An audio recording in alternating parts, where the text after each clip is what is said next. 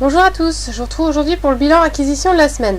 Normalement, je n'avais que 8 livres à vous présenter, mais je suis allée à une brocante ce matin et j'ai trouvé une série en 12 tomes. Donc ça fait déjà nettement plus à vous montrer. Bon, je vais commencer par les acquisitions que j'ai eues au courant de la semaine. Donc d'abord, j'ai fait quelques petits achats suite aux sorties de chez Milady. Donc, des achats dans l'optique de continuer, terminer des séries en fait.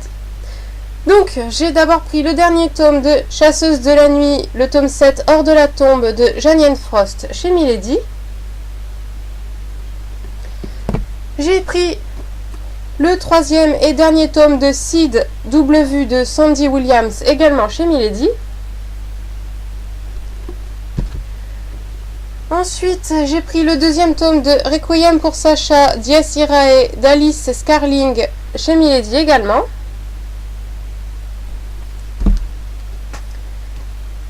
J'ai pris le deuxième tome des Enfants d'Evernight, donc l'orphelinat du cheval pendu de Mel Andoris chez Castlemore.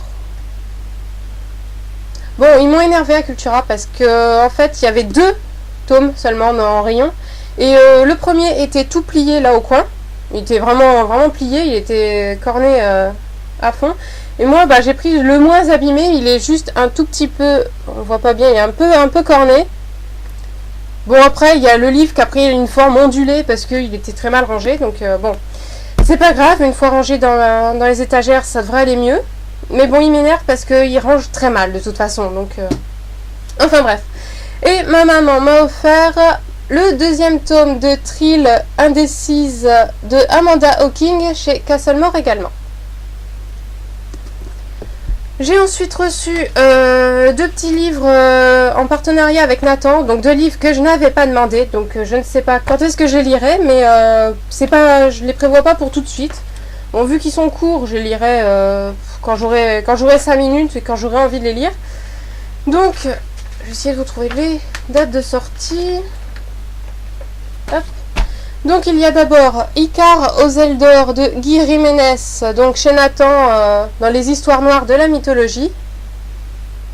Donc celui-là, il est déjà paru, il sortait le 21 août. Et il y a un autre roman qui sortait aussi le 21 août, La Belle Hélène de Hélène Montardre, dans la collection Petite Histoire de la mythologie. Ensuite, j'ai reçu un roman en troc. Donc c'est un livre que j'avais déjà, mais en épreuve non corrigée, et je le voulais en épreuve définitive, en fait, sans le bandeau. En fait, il y avait... Donc, je vais vous montrer directement, ce sera plus simple. Donc c'est Nos étoiles contraires de John Green, chez Nathan. Et en fait, moi, sur ma version, il y avait un très gros bandeau jaune ici, avec marqué donc épreuve non corrigée, apparaître le telle date et tout ça. Donc moi, je le voulais en définitif. Et enfin, la série que j'ai trouvée ce matin, donc, hop, pas léger, c'est une série que j'avais 4 tomes de la version chez Brajlon, mais j'ai jamais acheté la suite parce qu'à 25 € le tome, ça faisait un peu trop cher pour moi. Et là, ce matin, j'ai trouvé les 12 tomes parus chez France Loisirs, donc bon, ça fait une sacrée pile de tomes. Mais je les ai eu nettement moins cher, vu que je les ai eu à 2 € par tome, et il me semble que la dame m'en a fait un gratuit. Donc, il s'agit de la série L'épée de vérité de Terry Goodkind. Donc, chez France Loisirs, je préférais la version Brajlon, donc avec les couvertures noires et juste le dessin en couleur. Mais bon, ne pouvant pas acheter les tomes à 25 €, je me suis résolue plutôt à prendre celle avec plusieurs couleurs. Enfin, si vous voyez un peu la série chez France Loisirs, chaque tome a une couleur différente en fait. Donc là, le premier il est violet par exemple. Après, il y en a marron, bleu, vert, enfin bref. Donc, il y a le tome 1, hop, le tome 2, le tome 3, le 4, le 5, le 6, le 7, hop, le 8, le 9, on voit pas bien, il y a un peu trop de lumière qui vient par la fenêtre, pour une fois qu'il y a du soleil, finalement il m'embête. Le tome 10,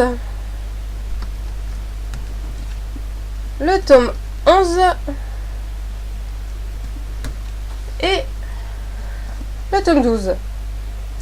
Donc globalement ils sont en bon état. Bon, il y a quelques taches par endroit, puis certains ont la tranche pas mal marquée, en particulier le tome 10, donc qui est la tranche est toute marquée, mais bon, à 2 € le tome, j'allais pas non plus j'allais pas chipoter.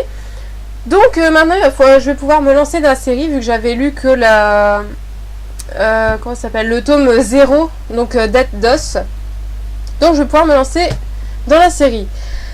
Bah voilà, c'est déjà tout pour cette semaine, et je vous retrouve donc la semaine prochaine pour un nouveau bilan.